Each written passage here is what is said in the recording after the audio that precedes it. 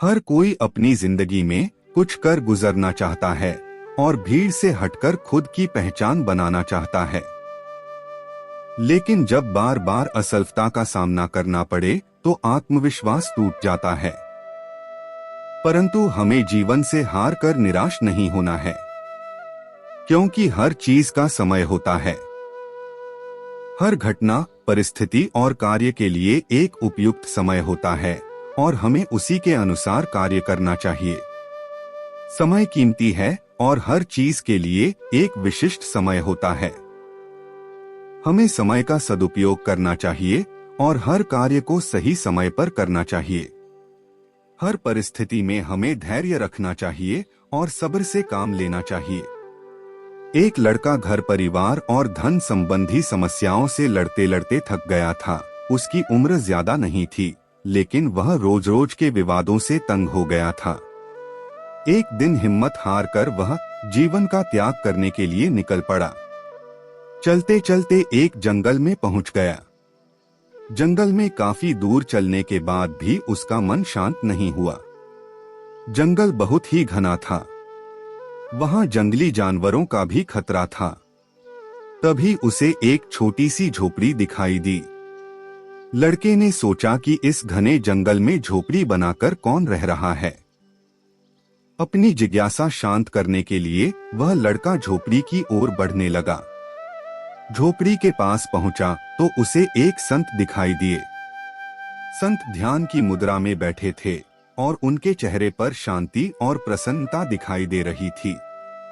लड़का संत के पास ही बैठ गया।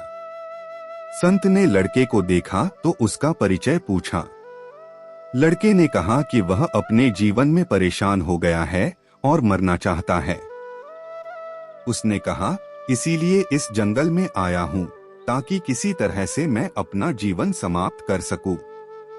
संत ने लड़के की बातें सुनी और समझ गए कि कम उम्र में मिले तनाव के कारण ये बहुत ज्यादा निराश हो गया है।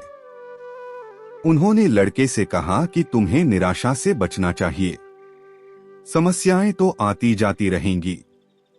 समय एक सा नहीं रहता है। संत ने लड़के को समझाने के लिए एक कथा सुनानी शुरू की। संत बोले, एक छोटे बच्चे ने एक दिन अपने घर में बांस का और एक कैक्टस का पौधा अपने घर के आंगन में लगाया। उसका बागवानी का नया नया शौक था। बच्चा रोज दोनों पौधों की एक समान देखभाल करने लगा।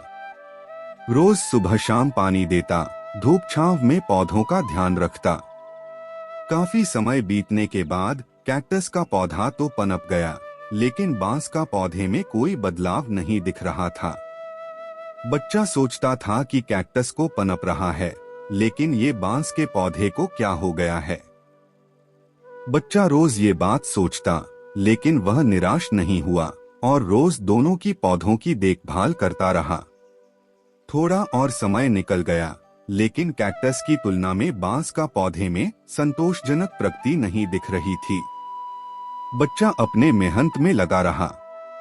कुछ समय के बाद एक दिन बांस का पौधा पनप गया और कुछ ही दिनों में बांस का पौधा कैक्टस से भी कई गुना ज्यादा बड़ा हो गया। संत ने उस निराश लड़के से आगे कहा कि बांस का पौधा पहले तो अपनी जड़ें मजबूत कर रहा था, इसलिए उसे पनपने में समय लगा, लेकिन वह बच्चा भी अपनी कोशिशों में पीछे नहीं हटा, निराश नहीं हुआ।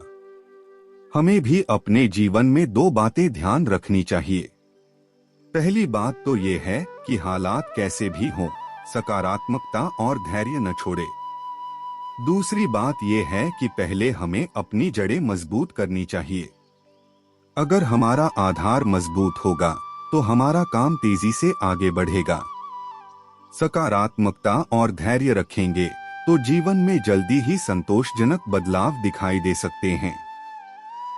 जो लोग आलोचनाओं को सकारात्मकता के साथ सुनते हैं और उनमें छिपी सलाह को समझकर काम में बदलाव करते हैं, वे सफल जरूर होते हैं। जीवन अनमोल है, उसे व्यर्थ ना जाने दे। समय से जिसका चित्त जागृत हो गया, समझो वह जीवन की डगर पर सफल हो गया।